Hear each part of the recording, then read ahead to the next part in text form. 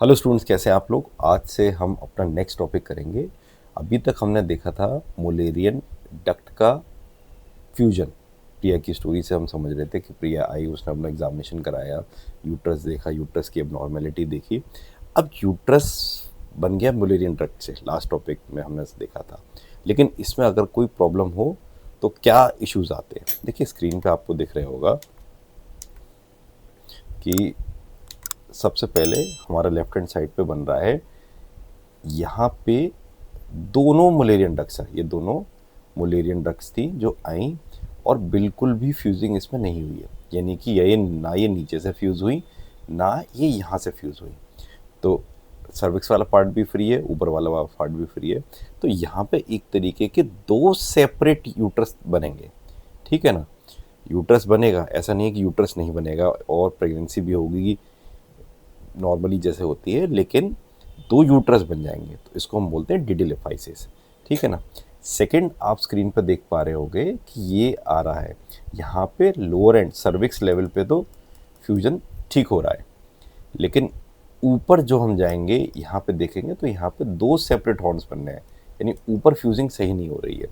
तो यहाँ पे दो सेपरेट जो हॉर्न्स थे उसको हम बोलते हैं बाइकॉर्नेट। ये एपिसोड हम डायग्राम से कर रहे हैं क्योंकि बिना डायग्राम के आप विजुलाइज नहीं कर पाओगे, और डायग्राम एक बार आपने देख लिया ढंग से तो आपको ईजिली आ जाएगा। ठीक है ना। तो पहले वाले में हमारा ना लोअर पार्ट फ्यूज़ हो रहा था यहाँ पे, ना अपर पार्ट फ्यूज़ हो रहा था।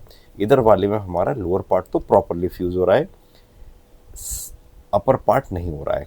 तो यहाँ पे भी यूट्रस डेवलप होगा, दो हॉर्न्स होंगे उसके, प्रेगनेंसी यहाँ भी होगी, लेकिन उसको हम बोलेंगे बाइकॉर्नेट। और प्रेगनेंसी की कॉम्प्लिकेशंस हम एक बार में देखेंगे। अब थर्ड आ जाते हैं हमारा, जिसको हम बोलते हैं सेप्टेट न्यूक्लियस, तो सेपरेट यूट्रस। सेपरेट यूट्रस में क्या होता है कि यहाँ पे नीचे वाला भी ठीक ज्वाइन हुआ है सर्विक्स पॉइंट से, और ऊपर वाला भी ठीक ज्वाइन हुआ है। ये बिल्कुल जैसे नॉर्मल यूट्रस होता है वैसे ही बना है, लेकिन यहाँ पे आपको दिख रहा होगा एक डिवाइडर लाइन होती है। ये एक टाइम बाद अपने आप डिज़ोल्व हो जाती है, मेल्ट हो जाती है, ख़त्म हो जाती है, जो भी आप समझें। तो उसकी वजह से यूट्रस नॉर्मल फंक्शन कर पाता है। लेकिन यहाँ पे यूट्रस की जॉइनिंग तो ऊपर भी ठीक हुई, नीचे भी ठीक हुई, लेकिन वो डिवाइडर लाइन नहीं हटी। उस डिवाइडर लाइन नहीं हटने की वजह से यहाँ पे कुछ कॉम्प्लिकेशंस हमें मिलेंगे। तो अब हम थ्योरेटिकली देखते हैं कि हमारे कॉम्प्लिकेशंस क्या होंगे। सबसे पहले था हमारा डिडिलफाइस। यहाँ पे हमने देखा था लोअर पार्ट राइट, ठीक है, और अपर पार्ट में दोनों ही पार्ट जॉइन नहीं हुए। ठीक है ना। तो इसका हमको कॉम्प्लिकेशंस क्या मिलेगा, दो सेपरेट यूट्रस मिलेंगे। और यहाँ पे आप देखो, एक कॉमन सेंस की बात है कि फ्यूजिंग नहीं हो रही है, तो यहाँ पे क्या प्रॉब्लम होगी, स्पेस कम हो जाएगी। ठीक है ना। स्पेस कम है बेबी के लिए, तो इससे बेबी का रिस्क बढ़ जाएगा। अब जब बेबी को ग्रो करता है, मूव करता है प्रेगनेंसी में, उसको जगह चाहिए होती है, वो नहीं मिलेगी तो क्या होगा, उसका प्री टर्म लेबर का रिस्क हो जाएगा। प्री टर्म लेबर का मतलब है कि हम जो अपना प्रेगनेंसी पीरियड मानते हैं 9 महीने कंप्लीट का, तो यहाँ पे 7वें महीने में, 8वें महीने में, छठे महीने में कभी भी बेबी की प्री टर्म डिलीवरी हो सकती है। और आपको पता है कि अगर टाइम से पहले डिलीवरी हो रही है तो उसमें कॉम्प्लिकेशंस के चांसेस बहुत ज़्यादा होते हैं। ठीक है ना। बेबी का डेवलपमेंट, उसके अंदर कोई अदर एबनॉर्मेलिटीज़ कुछ भी आ सकती है। अब आ जाते हैं अपने सेकंड पॉइंट पे। सेकंड हमारा था बाइकॉर्नुएट। ठीक है। बाइकॉर्नुएट में हमने क्या देखा था कि यहाँ पे लोअर पार्ट तो ठीक फ्यूज़ हुआ सर्विक्स की तरफ का, लेकिन अपर में दो हॉर्न टाइप वो बन गए क्योंकि वो जॉइंट नहीं है, ड्यू टू नॉट जॉइनिंग। ठीक है। तो इसकी वजह से दो हॉर्न वाला यूट्रस बन गया, इसको बाइकॉर्नेट यूट्रस बोलते हैं। अब यहाँ भी आप लगाइए, देखिए यहाँ भी स्पेस का इशू रहेगा, स्पेस लेस है बेबी के लिए।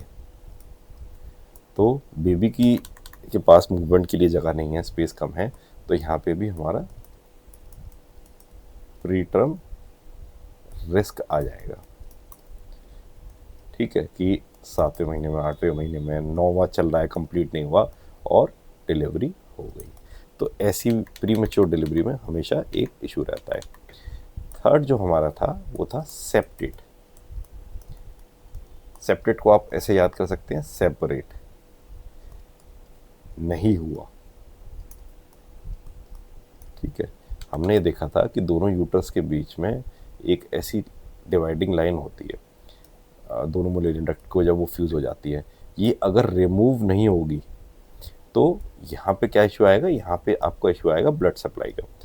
ब्लड सप्लाई हमेशा पुअर रहेगी, और जब भी ब्लड सप्लाई पुअर रहेगी तो आपको पता है कि फीटस के लिए ब्लड ही सारा न्यूट्रिशन देता है, चाहे वो ऑक्सीजन हो चाहे कुछ हो, वही प्लेसेंटा से, मदर से लेता है और बेबी को देता है। तो यहाँ पे जब ब्लड सप्लाई पुअर होगी, यानी वैस्कुलराइजेशन इम्प्रॉपर होगा, तो बेबी का मिसकैरेज का चांस बहुत ज़्यादा होगा, क्योंकि फीटस को जो डेवलपमेंट है उसके लिए प्रॉपर न्यूट्रिशन ही नहीं मिल पाएगा। और जनरली देखा गया है सेप्टेट यूट्रस में मिसकैरेज ही हो पाता है, डिलीवरी हो ही नहीं पाती। जबकि ऊपर के जो दो हमारी एब्नॉर्मैलिटीज़ थी, डिटिफाइसिस और बाइकॉर्नेट, इसमें डिलीवरी तक डॉक्टर खींच ले जाती है, उन चीज़ों को मैनेज कर लेती है। अच्छा, दो एब्नॉर्मैलिटीज़ और होती हैं जो कि हमारे यूजी लेवल पे इतनी इंपॉर्टेंट नहीं है, लेकिन आपको बस नाम पता होना चाहिए, आर्क्यूरेट और यूनिकॉर्नुएट। ठीक है ना, इनको अगर ज़रूरत लगी, आप लोगों को कमेंट्स आए तो मैं इनके लिए एक सेपरेट वीडियो बना दूंगा। नहीं तो 5 एब्नॉर्मैलिटीज़ होती हैं, 5 में से 3 ज़रूर आपको आनी चाहिए, क्योंकि ये जनरली शॉर्ट में आने वाला क्वेश्चन है SAQ का। तो सबसे पहले आपको ये बता देना है कि यूट्रस कैसे बनता है, मुलेरियन डक्ट से बनता है। मुलेरियन डक्ट अगर प्रॉपर्ली फ्यूज़ नहीं होगी तो उसमें ये सब प्रॉब्लम्स आएंगी। फर्स्ट हमारी थी डिटिफाइसिस, उसमें ना ऊपर ज्वाइन हो रहा है ना नीचे ज्वाइन हो रहा है, प्री टर्म रिस्क रहेगा। सेकंड था हमारा बाइकॉर्नेट, नीचे सर्विक्स के पॉइंट से तो जॉइनिंग प्रॉपर हो रही है, ऊपर 2 सेपरेट हॉर्न्स बन रहे हैं, इसीलिए हम बाइकॉर्नेट बोलते हैं उसको। यहाँ पे भी प्री टर्म डिलीवरी का रिस्क रहता है। थर्ड हमारी थी सेप्टेट। सेप्टेट में क्या है, जॉइनिंग ऊपर भी प्रॉपर हो रही है, नीचे भी प्रॉपर हो रही है मुलेरियन डक्ट की, लेकिन बीच में जो डिवाइडेशन सेपरेशन था वो ख़त्म नहीं हो रहा है। इसकी वजह से पुअर ब्लड सप्लाई है, वैस्कुलराइजेशन पुअर है, तो यहाँ पे बेबी को न्यूट्रिशन नहीं मिलेगा, रिक्वायरमेंट उसकी पूरी नहीं होगी और मिसकैरेज हो जाएगा। तो अब देखोगे, अगर आप DC दत्ता खोल के बैठोगे तो ये टॉपिक आपको 3-4 बार में भी क्लियर नहीं होगा, और हमने इसको इतने सिंपल वे में समझाया कि एक बार में आपको क्लियर हो गया। ऐसे ही लेक्चर्स आपको और चाहिए तो प्लीज़ चैनल को लाइक, सब्सक्राइब, कमेंट कीजिए, बताइए और क्या इम्प्रूवमेंट आपको चाहिए, तो हम उस पर काम करेंगे। Thank you.